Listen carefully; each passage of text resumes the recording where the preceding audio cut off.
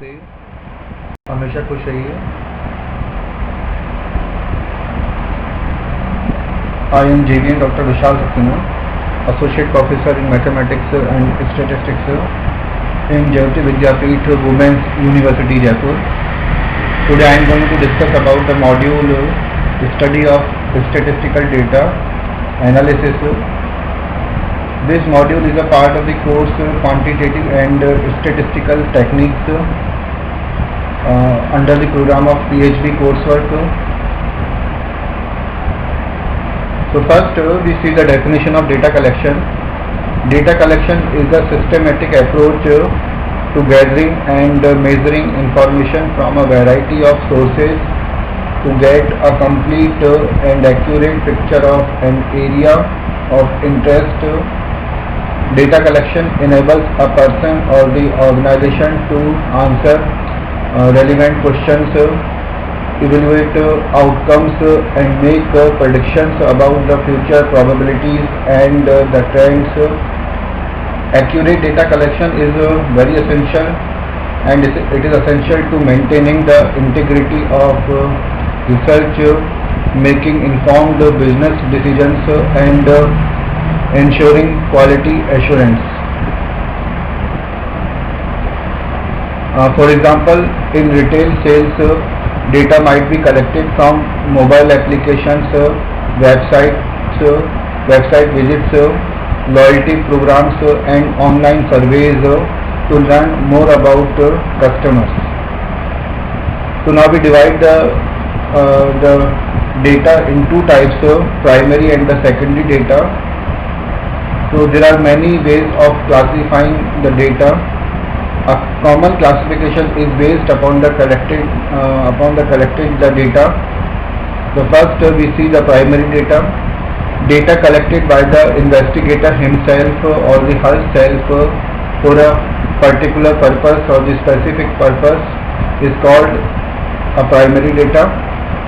Example: data collected by a student for his or her thesis or the research project. Now next we take the part of the secondary data. Data collected by someone else or some other purpose but being utilized by the investigator for another purpose. Example: census data being used to analyze the impact of the education on career choice and earning. So we see here what the secondary data means. The data collected by someone else means the other person for some other purpose but being utilized by the investigator for another purpose. So the such data are known as the secondary data. So next we take advantages and disadvantages of the such data. So first we take here some advantages of using primary data. The investigator collects data specific to the problem under study. Next point is there is no doubt about the quality of the data collected for the investigator. Next point is if required, it may be possible to obtain additional data during the study period. Now we take next the disadvantages using the primary data. Means for the reluctant or the uninterested investigators, what are the disadvantages of the primary data? The first point is the investigator has to contend with all the hassles of the data collection.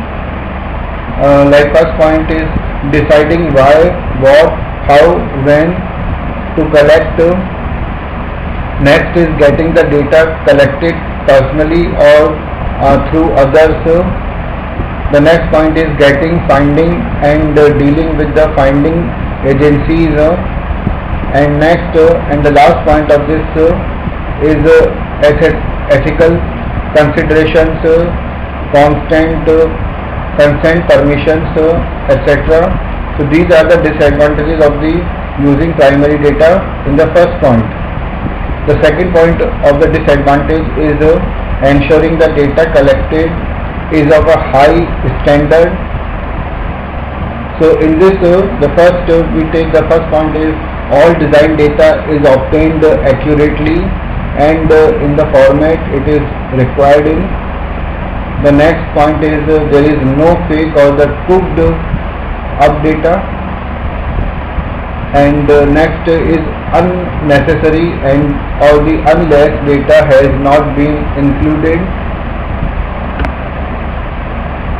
and the third point of the disadvantages of the primary data is given here.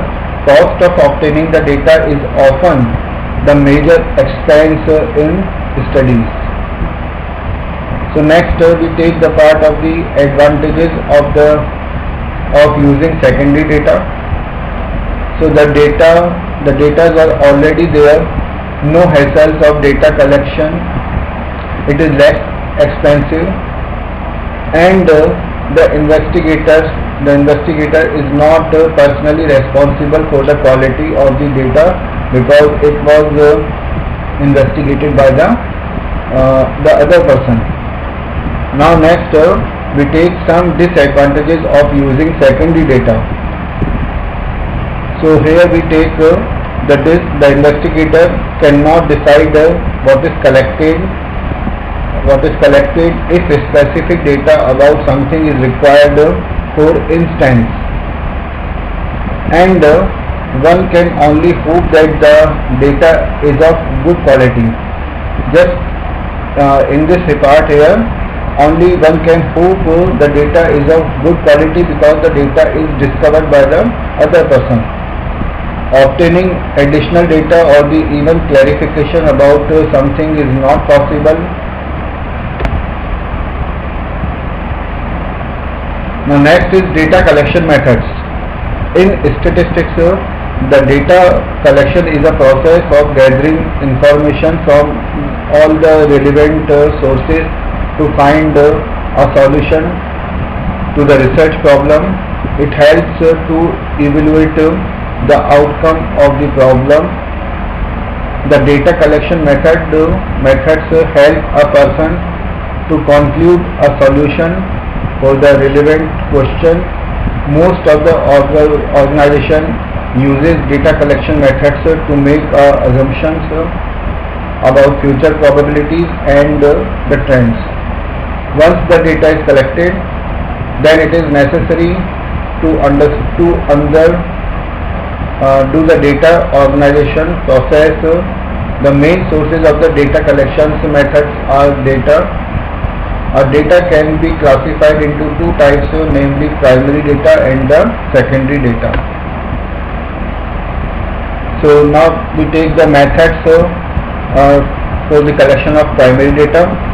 So primary or the raw data is a type of information that is obtained directly from the first hand source through the experiments, surveys or the different observations. The primary data collected method is further classified into two types, and these are quantitative data collection methods and the qualitative data collection methods. So in the quantitative data collection methods, we see what is there. It is based on the mathematical calculations using various formats like closed-ended questions, correlation and regression methods, mean, median or mode methods. This method is cheaper than the qualitative data collection methods, and it can be applied in a short duration of time. Next is qualitative data collection methods. It does not involve any mathematical calculations. This method is closely associated with the elements that are not quantifiable, and this qualitative data collection method includes interviews, questionnaire, observations, case studies and many more. There are several methods to collect primary data are observation methods, interview methods, questionnaire and schedule methods. Now next we take the secondary data collection methods. Secondary data is the data collected by someone other than the actual user. It means that the information is already available and someone analyzes it. The secondary data includes magazines, newspapers, books, journals and many more. It may be either published data or the unpublished data. So published data are available in various resources including government publications, public records, historical and statistical documents, business documents and the technical and trade journals. While the unpublished data includes diaries, letters and unpublished biographies, etc. So this session is powered by Digital Version 2, Jayoti Vidyapeeth Women's University. I hope all you are satisfied with my digital session. If you have any query, please mention in the comment box. I will resolve your doubts and problems. With this, I conclude my today's session. Thank you.